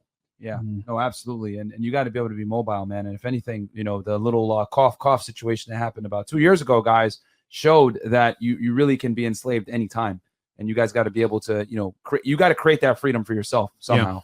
Yeah, so real quick, Andrew, because this really fucking bothers me, and I can't believe how stupid most people are. And some people said some stuff about, oh well, Andrew promotes rape against women. He said that women need to bear some responsibility for sexual assault, blah blah blah. Can you please clarify for these low IQ fucking people what you really meant by that? Because there's way more to it, and you explained it, but I want the people to hear it from you, what you actually meant from that. Absolutely. I think that if we're going to live in a world where we believe men and women are equal, men and women are equal. I think under the law, they're equal. And we all sit in here saying that women and men are the same. Then we should all have personal responsibility, not just the men. The women should have a degree of personal responsibility. Yes. And the point I was making is I'm not saying that all rape I'm not saying that rape is acceptable. The first thing is I'm extremely anti-rape. I think rapists should be fucking hung. It's disgusting. Yes. I'm more anti-rape than the law itself. What I'm saying is that a woman needs to wake up and understand that if she puts herself in a position where it's easy for something to happen to her, which is bad, that's not a very intelligent thing to do, and she must bear some responsibility for that decision. If I were to walk down the street with $1 million in cash through Southside Chicago at 2 a.m. and got robbed, people would say to me, well, why did you do that, Andrew? Well, that was a very irresponsible thing to do. You should take some personal responsibility. Even the police would say that. Even the police would say, what the fuck did you do that for? Yeah. It doesn't make sense. Yeah. Whereas if a woman decides to get drunk with a guy she doesn't know, do drugs with a guy she doesn't know, then go back to his apartment without even alerting anyone where she's going, and then something bad happens to her, no one says, why did you do that? And that's what they should do. They should say, yeah, we're going to get the guy. Yeah, he's going to be punished. Yes, what he did is unacceptable. Just like people robbing me is unacceptable. Stealing is unacceptable. It's one of the sins in the 10 Commandments. Nobody should steal. Nobody should fucking rape. We all agree on that point. The point I'm trying to say is that if I have a woman I care about, whether it's my daughter or whether it's a friend, whoever it is, I say you must protect yourself because there's evil people in the world. I'm not an idealist. I'm a realist. There are evil people in the world who do bad things. And the best thing you can do is take some personal responsibility and protect yourself as much as possible. If something still bad happens to you, that's very unfortunate, and we're going to catch him. The police are going to catch him if he's lucky. If I catch him, he's fucked. But the point I'm making is that some of these girls, and obviously this is not every scenario, but some of these girls tell stories of the bad thing that happened to them, and the scenarios they put themselves in are just fucking crazy. What are you doing? That just shows no personal responsibility. For the same reason I wouldn't walk down the street with $1 million in the middle of Southside Chicago. I think that it's absolutely crazy that women think they should have no personal responsibility for their own safety at all, and they can run around and do whatever they want. And if anything bad happens to them, all men are the problem. There are evil people in the world, and you have to understand that very, very well and protect yourself. I mean, it's common sense. If I had a daughter and she's going to go out into the world, I want her to be ready for it, prepare for it. So I'll let her know, hey, you know what? Let's say her name is Jackie. Jackie, when you go outside, you meet a guy, make sure that he's safe. Don't go home right away. Make sure who he is, verify what he does for a living. Because you never know. The world's crazy, bro. It's really crazy. So yeah, and that's the thing. We live in a world now where people are idealistic. They're not realistic. And you have feminists who will sit here and they believe the answer to rape is to reprogram the mind of every single male on the planet. They're going to sit there and say that the reason rape happens is because of toxic masculinity. What we have to do is we have to go into the school system and make everyone a eunuch and destroy masculinity as a whole and destroy their balls and fuck with every single male's brain to the point where no one's going to get raped. One, that's impossible. It's not going to happen. happen. 2, it's an absolutely ridiculous way to even view the world. We've been talking about not stealing since biblical times. Stealing's been wrong for 3,000 years. The Quran says it, the Bible says it, your teacher says it, your parents say it, the TV says it. We've been saying it forever. Everyone knows stealing's wrong, and guess what still happens? Stealing. That is why you lock your fucking door. You protect yourself. You don't sit here and try and reprogram all of society. These people who are sitting here talking about toxic masculinity being dangerous are absolutely not really clinically insane. And I want to say this real quick too, because this is what I've noticed about people that are super politically correct from the left, etc. They operate on should, could, and would. Guys like us that are based, aka based in fucking reality, we operate on what is. Completely. The reality is that there's a lot of bad people out there. Yeah. The reality is, as a woman, you can't win a physical confrontation with a man. The reality is 9 out of 10 times when a woman gets assaulted or whatever is by someone she knows, which means she put herself in a precarious situation to be even put in that situation. She's got to have some personal responsibility. We're not saying or condoning any type of violence against women. What we are saying is that we need to understand that there's a lot of bad people out there that will do things to women because they know that they're the vulnerable sex. And I'm telling you guys, Andrew's telling you guys, Fresh telling you guys, women need to move differently because we're not fucking equal. Okay. Women need to be protected. Yeah, right? Absolutely. And utterly. And it goes with all ways, man. I protect myself all the time. I just talked earlier in this stream about how I need security. I don't like going out to groups of 500 people. I mean, I'm a G, but 500, I mean, that'd be a messy night. I'd get it done, but it'd be messy. You know, when you saw Neo fight all the I don't want that going on outside my restaurant. I'm just trying to eat, right? So, but my point is, I'm very, very sensible, and I understand. In an idealistic world, I should be able to sit here and say, I can meet 500 people, and no one should hit me because violence is wrong. Yeah, okay, that's great. But when they actually attack me, then what the fuck? That's not good, is it? Yeah. You have to understand the realities of the world, and the realities of the world are self-preservation and self-protection, and everybody should be responsible to a degree for their personal safety, male or female. Yeah, no, absolutely. And the thing is that, and again, this is these weird leftists, right? They're like, okay, I want the authority, but I don't want the responsibility. I want to be equal, but I want to be given special privileges. And that's just not the way the world works. And my thing is this, I inherently believe that men and women are different. And women should get different treatment than men, etc. And I think men should be the leaders and women follow. And the reason why men are the leaders is because we're more physically capable and able to protect them from certain situations. And a lot of the times you're going to want your girl to observe certain habits so she doesn't put herself in bad situations. But we sit here and tell women, oh no, it's okay. Do whatever you want. Like, have zero personal responsibility. And it's okay. Guys are going to be out there. No, there's terrible people out there. You need to know what the hell is going on. I'm going to have to tell my daughters this stuff. I'm not going to tell them, go ahead and fight a man out in the street. It's okay. And then she ends up on World Star getting knocked the fuck out. Like, no. Yep. Absolutely and utterly. And that's what you do when you truly care about someone. You do your best to protect them. Truth. You tell the truth and you do your best to protect them. And in the modern world, they'll say that's controlling. If I had a girlfriend and said, you're not going to the club by yourself, or you're not walking down the street by yourself, they say, oh, Tate, you're controlling. I love her and I care for her. I don't want anything bad to happen to her. She's not fucking walking down the street by herself. That's Dan. She's staying her ass home unless I go with her. That's not controlling. That's doing what a man should do. And like you said, like in nearly everything else in the world, it's all been skewed, misconstrued. They've changed it. They're pretending that men are controlling for giving a shit. It's absolutely and utterly crazy. It's genuinely dangerous. And that's how you have the world we live in today, where the men who believe the programming, the men who are truly inside the matrix, don't think they're even allowed an opinion. The men who believe the programming think that it's perfectly fine for their chick to go hang out with all her male friends and sleep around their houses. Like it's wild. It's clinical. It's clinically insane. As Future would say, we live in an evil world. So Andrew, there's a law of success, and there's many laws, but one is called giving. Yeah. How important is giving back to people, you would say, for success? That's a good question. I think that karma to a degree is certainly real. I think that if you live by the sword, you die by the sword. Mm-hmm. I think that if you're giving to the right people, you'll certainly reap the benefits of that. It's not, for me, the difficulty isn't giving. For me, the genuine difficulty is finding people worth giving to, because a lot of people don't fucking deserve anything. And that's the truth, man. I have no problems. If I found someone today who deserved $1 million, I'd give it to them. But when I get emails from people who don't want to work, I lost my job. Can I have $1 million? Well, no, you can't, because even if I were to give that to you, you'd just be broke again and go back to being a retard, like go back to being a loser. You need to sit there and genuinely work and build on who you are as a man so you can live a better life. So yeah, giving is a fantastic thing. It's finding people worth giving to. Like, I built a few orphanages in Romania because I believe that children are completely innocent. I don't see how that can ever be a bad thing to build orphanages. And I look after dogs for the same reason. I believe dogs have pure hearts and pure souls. Right. But and giving is a fantastic thing. But yeah, you have to be careful. So my personal view when it comes to homeless, like if you're older, if you're old, or you're a female, I'll give to you. I'll give you some money. But if you're military age man, I don't care. I'm not giving you a penny. I don't believe there's an able-bodied man in the world who couldn't get a job if he really wanted one. I don't believe that. So, and I think that giving them is just enabling them, and that's a negative thing. But yeah, giving is absolutely important. But for me now, the most important thing I have is not money; it's my time. My time is worth so much more than money. Like I'd rather if I get asked to do something I don't want to do, I really don't want to do it for an hour, I'd rather pay 50 grand for someone else to do it. Like money means nothing to me, but time means everything. So, right. Yeah, especially in today's day and age, you know. And thank you for being here, bro. Yeah, no, absolutely, man. I want to be here. So this is good fun. Yeah. So Andrew, real quick, with the crazy world that we're in, you know, people always say, well, you're an asshole and you're a jerk and blah, blah, blah, blah, blah.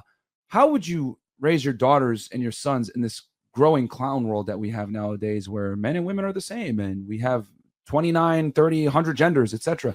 How would you raise your kids in today's crazy ass world? It's a good question, man. It's hard because you're trying to purport your worldview on your children. You want them to be replicas of you, but we're living in a world where they have more and more access to the matrix than ever before. In the days of old, your wife would stay at home, you'd go to work, and when you were at home, you were the man of the house. And when you weren't home, your wife adopted your mindset and she was the woman of the house. And the children spent a lot of time around you, listening to you and how you think and how you feel. But now we have two parents, both have to go to work. The kids are left on their own, either watching YouTube and all its bullshit or going to school and all its bullshit. Like a lot of parents have very little influence over their children anymore. The matrix has influence over their children. The matrix is raising them. And it's difficult. You're going to have to create that. And you're going to have to sit there and spend conscious time and genuine effort to explain to the children that they're being lied to.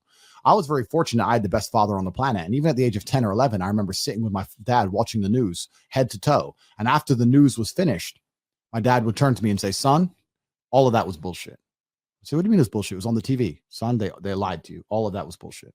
So I was explained from a very young age that the TV's a lie and the news is a lie and they're all lying to you. But most kids don't have that, right? Most kids just sit there and they just absorb it all in their brains, and the parents don't take any effort to try and change how they think. It depends how much you care about your kids and if you really care about your last name and your bloodline and your legacy.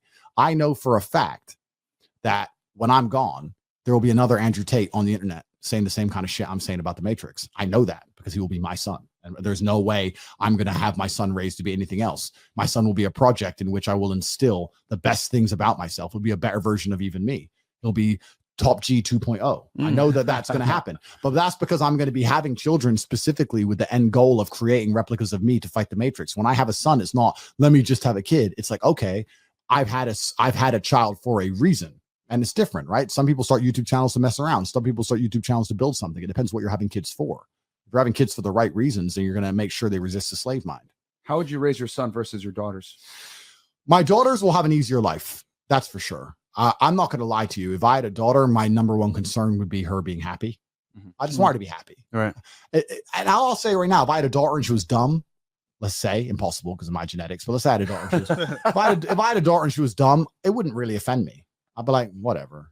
Are you happy? You're laughing? Good. You're smiling. Yeah. If I had a son, he was dumb. No, sir. Yeah. No, That's sir. a problem. You're not allowed to be stupid as a man. You're not allowed to be lazy as a man. You're not allowed to be incompetent on any level. You're Emery Andrew Tate. You have to perform as your father performed.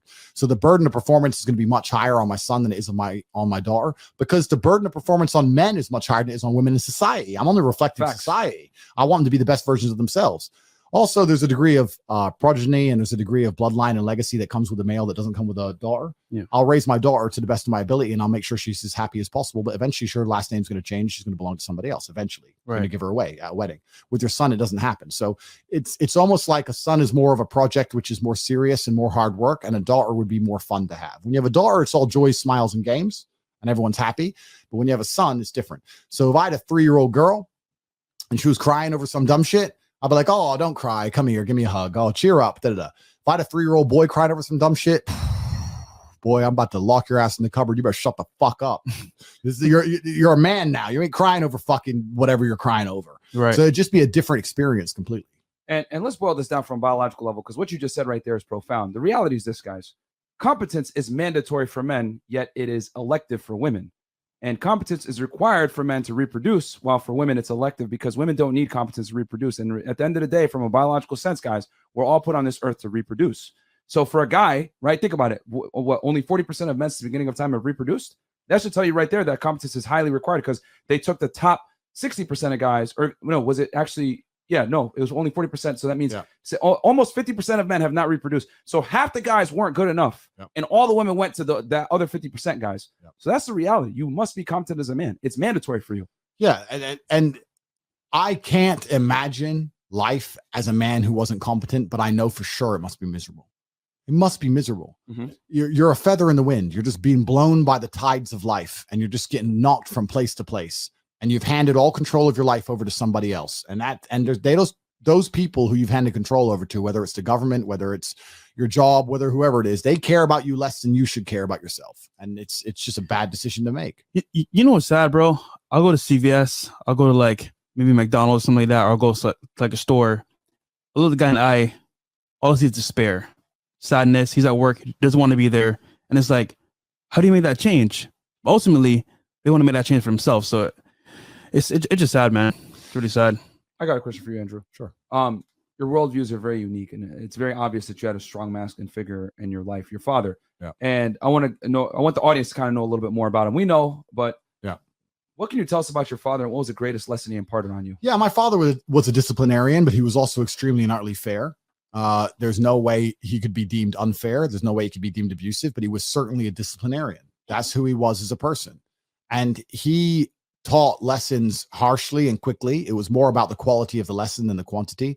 On a lot of podcasts, I've told stories about the time my head was shaved or the lunchbox lesson. I've told endless stories. If I went to my father and said, I'll tell a story I've never told before. I was staying around my friends. Do it. I was telling him I'm staying around my friend's house.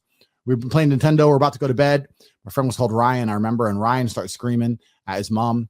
And white kids could always yell at their parents. Remember that shit? Facts, bro. If fuck I did that shit, bro. Sudanese parents would be like, fuck no. Yeah.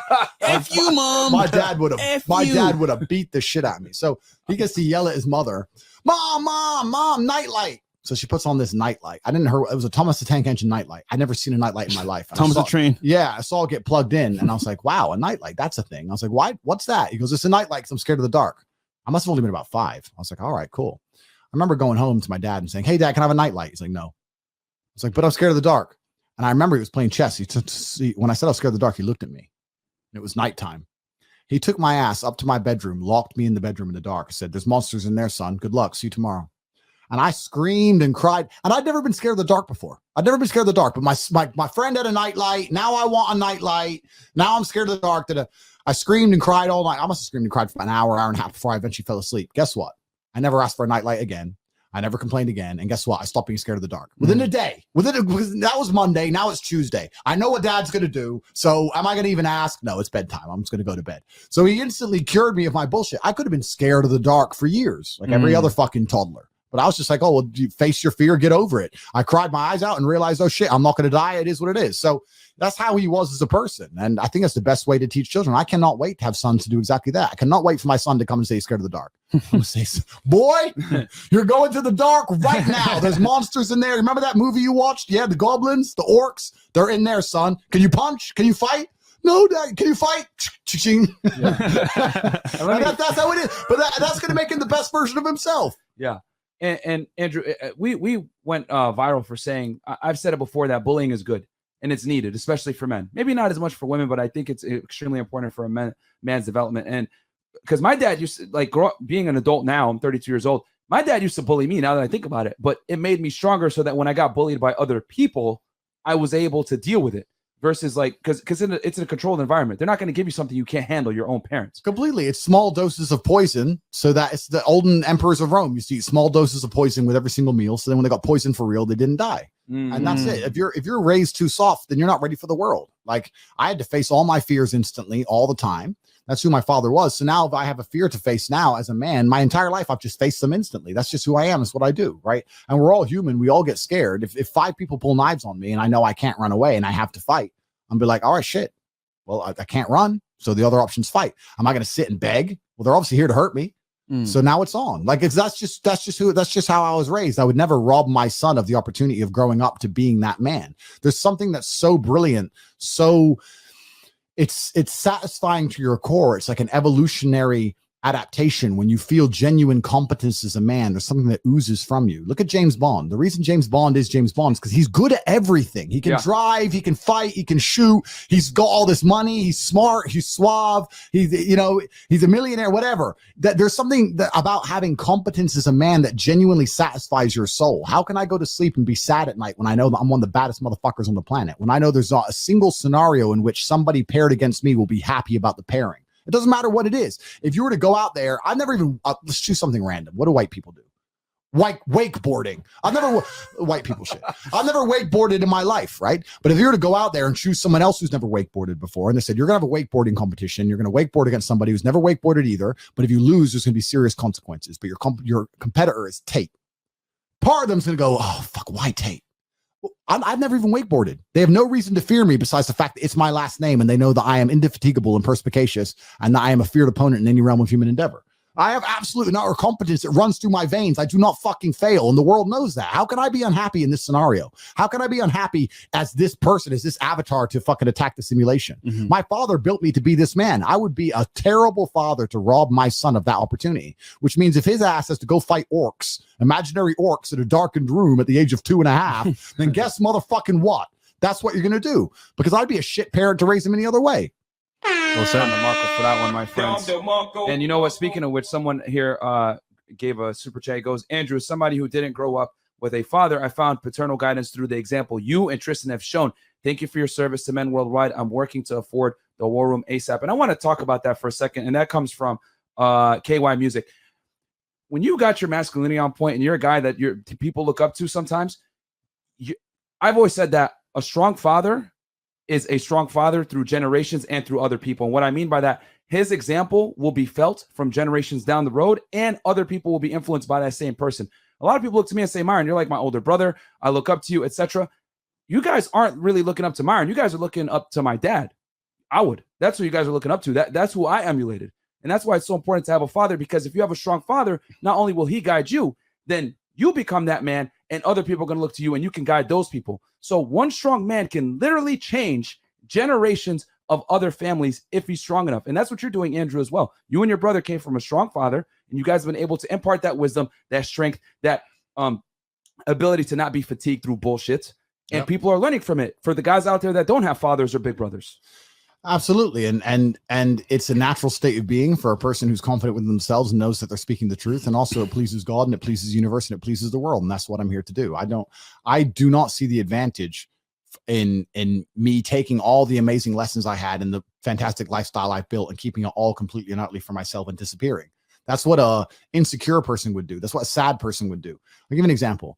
If I meet a rich guy who's like a fat, short dork, he never wants to tell people how to get rich. If you ever talk to like a fat, short dork guy who has a bunch of money and you ask him how to make money, oh yeah, well, he'll give you some bullshit answer, because he knows the only differentiator he has is money. That's all he has. If other people make money, now he ain't got shit anymore. Whereas me, I'll tell the whole world how to get rich. I don't give a fuck. You can get as rich as you want. I'm still top G. Right. I don't care how much money you have. I'll smack you up.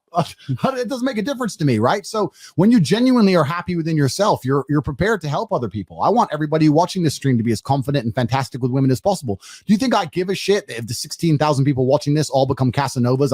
You think I'm going to be walking around thinking I'm getting no pussy? You think I'm scared? I love helping the world because I have genuine happiness within myself.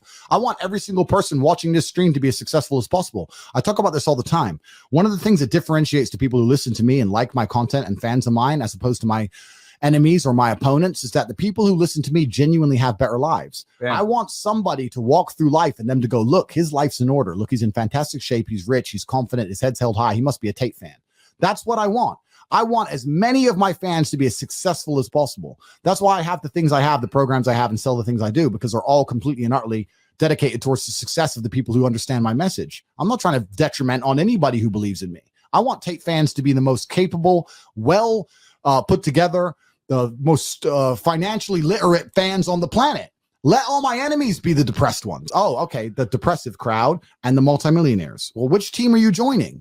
I'm out here to help as many people as possible. And I think it's a fantastic badge of honor for me to sit here and say that my fans are some of the most financially literate, well-off, educated, charismatic men on the planet. That's what I want for a Tate fan. I don't want anything else. I want the best for every single one of them. And by default, you're building a network of guys that can fight the Matrix and stand on their own. Absolutely. By default, I now have large groups of men who are extremely competent, who I'm close to. And that's what I want, right? The crazy thing about life and the crazy thing about war, it's always been the same. Getting money and getting status is absolutely and utterly important, because without those things, you're going to end up at the bottom of the ladder. Even if you're on the right team, you're going to end up at the bottom of the ladder, right? So if, let's say, a country, whatever it is, America, were to conscript right now and go to World War III, if you have no money and no real skills, you're the dude who's in the trench getting blown up. You're the fucking cannon fodder. You're the guy walking over landmines to clear them out. But if you're rich or intelligent or have unique skills, then you might be the engineering corps, or you might be an officer, or you might be something else, right? So even in the worst possible cases, even the idea of World War III and mass conscription, having money and status and skills are still going to save you from ending up being the guy in the foxhole just getting blown to fucking smithereens for no reason. You always have to be that guy.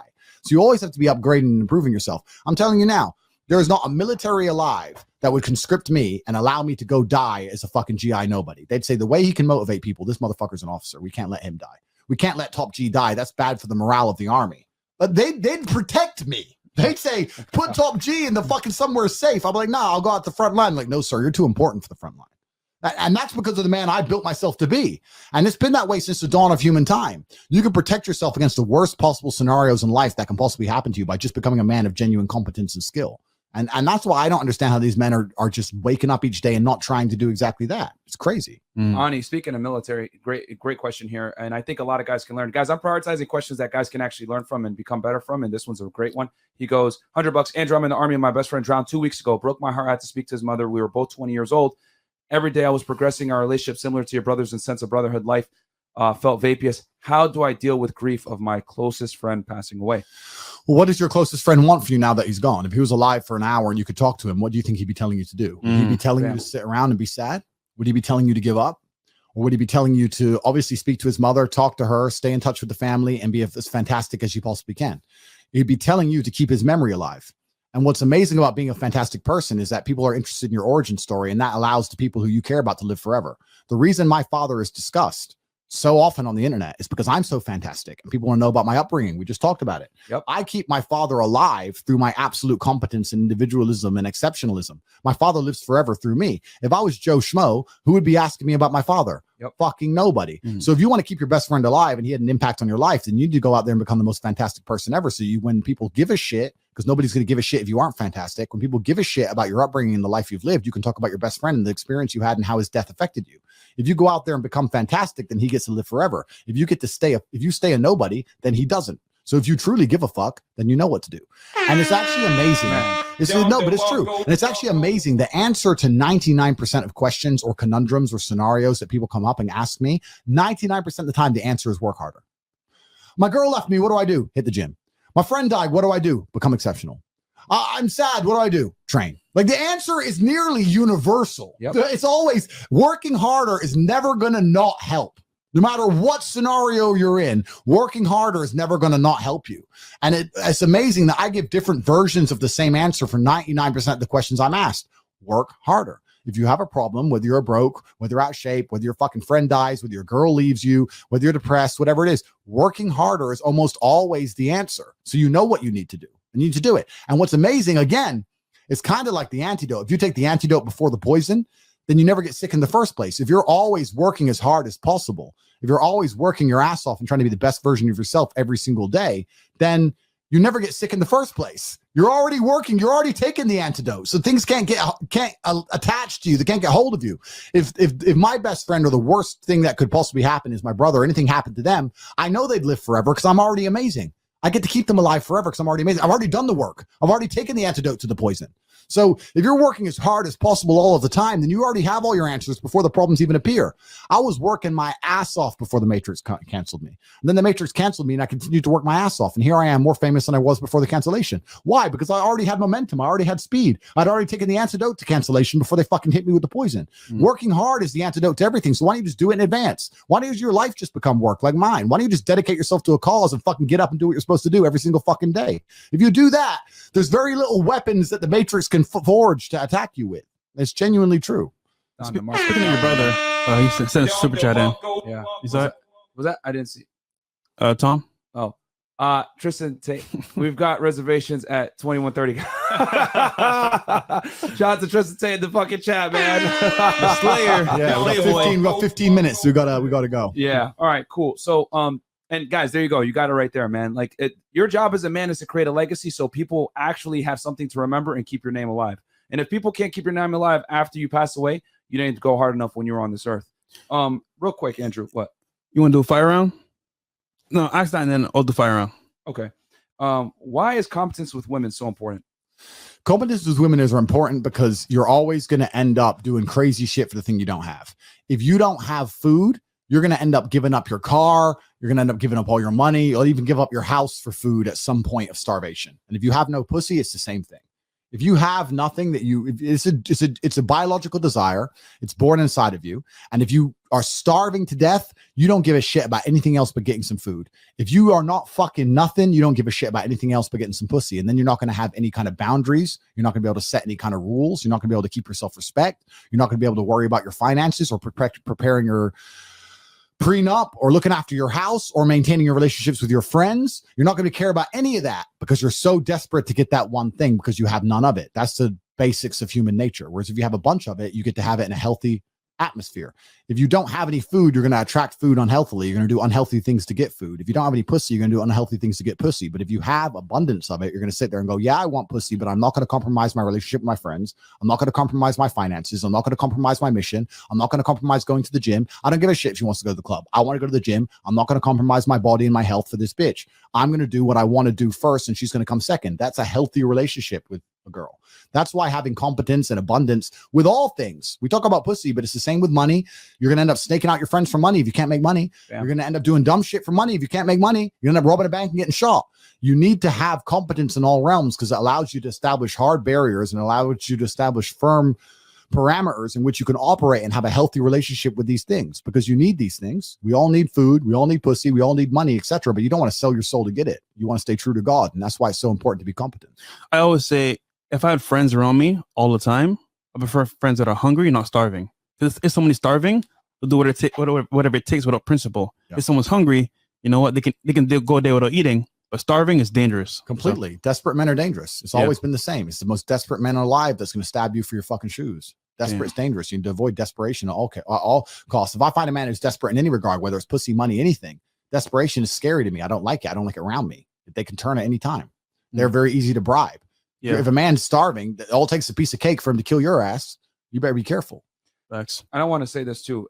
Integrity, guys, is rooted in competence. If you know that you can go ahead and achieve it, you don't need to snake your friends out for it. This is why I tell you guys it's so important to be good with women, get your money up, etc. Because when you meet other guys that are in abundance, you're naturally going to attract each other. Pause. Yeah. Right? We hang out with like Justin, with Andrew, with Tristan, etc. They're able to see from us, hey, we're a bunch of guys. We got our own girls. We don't need to snake you guys out of your girls. Hey, we make our own money. We don't need to try to snake you guys out of your money. And when you're able to do that, it becomes a lot more genuine. And you're able to do what? Adhere to integrity. But a lot of guys, if you don't have your competence on point, what do you got to do? You got to snake people. You got to scam them. You got to do some bullshit to make money. You got to cheat and cut corners.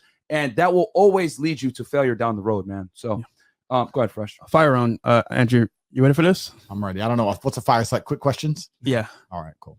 So watch hand, left or right? My watch is on my right hand. Why? Because the left goes first. The left fires first. I don't want to smash it up. Let me smash his jaw, try and preserve the watch. If I have to throw the right, then it is what it is. Okay. Blonde or brunette? Blonde. Why? Because I think Barbie is the ultimate archetype of female beauty. I think that everybody knows the idea of a Barbie doll is the most beautiful version of a female. I don't buy into that whole Latina crap. No, give me a Barbie doll. That's what I'm interested in. Give me Latinas? Give me a nice Ukrainian Barbie doll with blonde hair and big tits and a perfect body and high heels and a little short skirt and doesn't talk very much. That's exactly what I think is the absolute archetype of female. Come on, man. Barbie's Barbie for a reason, G. Okay. Lamborghini or Bugatti? Bugatti's Bugatti, bro. Bugatti. If it's comparable, it's not Bugatti. That's what they say. Okay. Dinner or coffee? With a chick, coffee, 100%. Dinner is a bit formal. And eating ain't that attractive a thing to do. And also it's hard to bounce if she's annoying you. Coffee, you can just make excuses. You can be very polite. I like the idea. Even if I go on a date with a girl, I don't like her. I don't like ending it negatively. I'm like, oh, I'm sorry. Something's coming up. I really nice to meet you. I try and be very, very polite, but I get the fuck out of there. Time's important. Okay. Gucci, Louis Vuitton. Don't give a shit. It's about the man underneath. And I think that one of the coolest things about being a man is that, I'm wearing a shirt now, but 90% of the time, especially if you follow my vlogs on Rumble, Tate Confidential, you'll notice I wear a black t-shirt and they're like $3 and I've got 100 of them, the exact right size. And it looks good on me because of my build and physique. So I think that if you build yourself into a G, then it doesn't really fucking matter. Last one from me. Ryu or Dalsum? Oh, bro, that's hard. You know what? I like Ryu, but Dalsim is the ultimate G because if you watch the win quotes, if you read the win quotes from Dalsim, he has some genuine knowledge in there. Dalsim's win quotes will teach you shit. I think one of them, my favorite one is, my fire was just an illusion. It burnt you because you believed it was real. Sheesh. And I read that when I was a kid and I thought, that applies perfectly to the things I was just saying. What did I say about believing in things and how they can damage you? Saying all along my fire was only an illusion. It burnt you because you believed it was real. Dalsim's a G, bro. Dalsim knows shit. So when I read that win quote, I started reading all his win quotes and they're all absolutely and utterly true. And I like that. So Dalsim's the OG. Damn. Fire. Soulfist goes with a really good chat here. Thank you, Andrew motherfucking Tate. In 2 years' time, you took me from a lonely, depressed alcoholic who sad his dad passed and let a woman abuse him to a soldier in the army with a beautiful woman who respects him. I owe you everything. Don DeMarco. Don DeMarco. My friend, because they're not going to say that, right? Your detractors aren't going to say, oh, yeah, Andrew Tate's saving lives and keeping guys from putting nooses around their neck. They're going to just say he's toxic and he's influencing the youth or whatever. I mean, what are your thoughts on that, man? To the people out there that criticize you and say you're influencing the youth and making them say crazy things to teachers, like what's color's your Bugatti and all this other stupid shit, trying to paint you as the devil. Yeah, I think I'm in the middle of a redemption story. I think this is a hero's arc. I think if you watch, the Bible's very familiar with it. Superhero movies are very familiar with it. Everyone thought Batman was crazy. The police wanted to arrest Batman. Nobody wanted Batman. Batman's bad. And then it gets to a point of degeneracy amongst Gotham where they look around and say, you know who we need? Batman. So I'm misunderstood right now. The people with a brain understand me, but the people without a brain misunderstand me currently, because people without brains are very good at misunderstanding things. But God has a plan, and the redemption arc is going to be beautiful. And soon the world's going to understand that I'm a force for good. All of them, even the people now who are so hate-filled and bitter and small-minded that they somehow believe I'm a negative force, they're going to soon learn that men like me are absolutely and utterly vital. And I hope they learn in a favorable environment. The unfortunate reality of history is that most of the times that strong, dominant men have been respected are in times of chaos. If World War III comes, they're going to want men like me. They're not going to want the fucking feminists. They're not going to want the male feminists who's scared to fight. They're going to want men like me who are going to protect them. And it's kind of interesting that the way the world is going and my true core belief in the fact that I know my redemption arc is going to happen and it's going to be a beautiful story. I just hope it happens in times of peace and not times of chaos. That's my only concern. I got one thing to say. If you're an Andrew Tate hater, stay over there. And I want to say this too, because we talked about virtue signalers and weak men that, aren't going to do anything.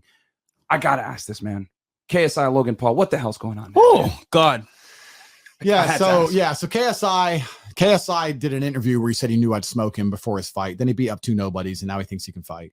And then he said, he said my name after the fights, along with his True Geordie was there, who's a cock who begs for dildos up his ass, by the way. Facts. In case you didn't know. Exposed. Stupid. Yeah, but KSI said my name, and then I started getting in conversations about fighting him, and then he came out and said, now I'm too heavy. Now I'm too big. He doesn't want to fight me. Look, KSI doesn't want a real fight. And to be honest with you, I'll be completely fair because I'm a professional. I don't get emotional about these things. If you can fill an arena beating up idiots, why fight someone for real?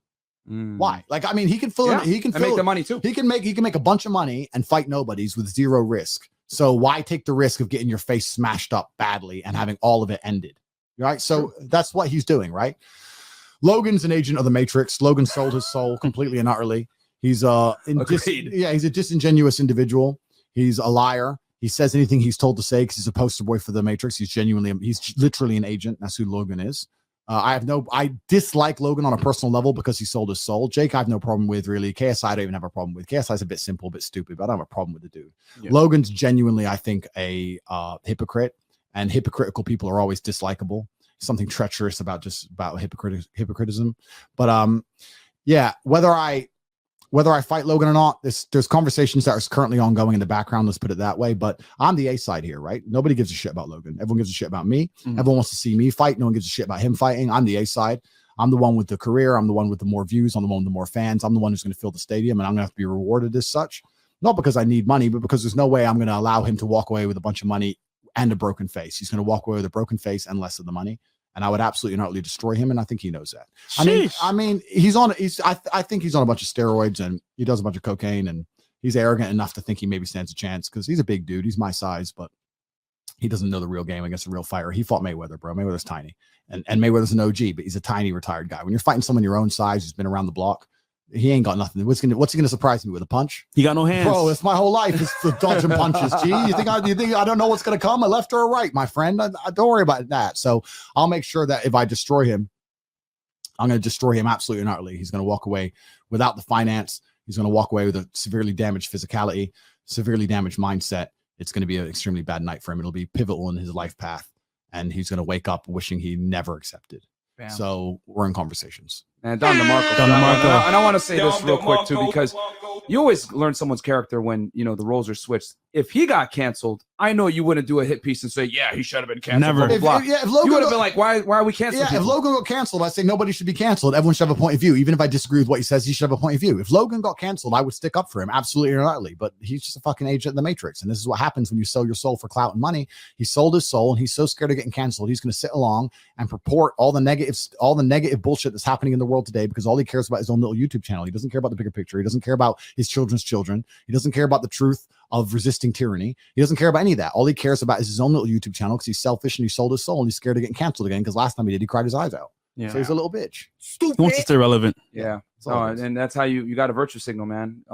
So Andrew, what's up in the future, man? What do guys got to do to fight back against the Matrix?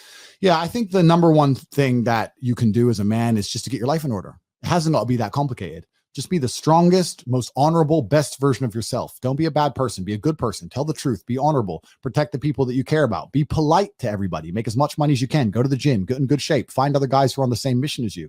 That's what you need to do. And by doing that in and of itself, you're automatically going to be a beacon of resistance. Even if you don't do anything or say anything, just being a person who has his life in order, who's not struggling within his own mind, who's not depressed, who's not sad, who has other people on the same mission, the same path as him, that's going to make you a beacon of resistance. And I often say in all my podcasts as well, how important it is to find other people on the same mission as you. That's why I have the War Room. If you go to CobraTake.com, you can talk to the live chat agents. They're there 24 hours a day, or you can join the War Room instantly and you can talk to them and understand that being part of a group of men who are all on the same mission makes you insanely and instantly powerful. And we're men who want to be men. We're not apologetic about that. We're good people. We're honest, polite, hardworking people who protect the people we love. We care about them. We make sure that we are a positive influence on the world and the families who are around us. And by doing that in and of itself, we're resisting the Matrix. And I want to find as many people on that path as possible. And we welcome all of you inside the War Room. You can get more information at CobraTake.com. Bam. Here's Andrew Tate. The top G, Mr. Producer. We are fresh and fit. We got to go ahead and run, guys, because Tristan's getting antsy. We got to hit the club and do some wrangling. Exit with Mr. Producer song? Oh, you know what? We're gonna go ahead and I'm the producer, so this was for me. This is as a God damn it. So Myron. So guys, we're gonna exit with the Mr. Producer song. Like the video. Something Rumble as well. Yes. Follow Tate Speech on Rumble, guys. Yeah. He's a close friend of ours, guys. Support him as much as you support us, man. Guys, we're fighting back against the Matrix. The three guys here at the table are leading the fucking charge along with Sneeko. So guys, help us, support us, like the goddamn video, subscribe to Tate Speech, join the War Room, and we'll catch you guys in a little bit, man, when we get back to the States. We love y'all. Peace.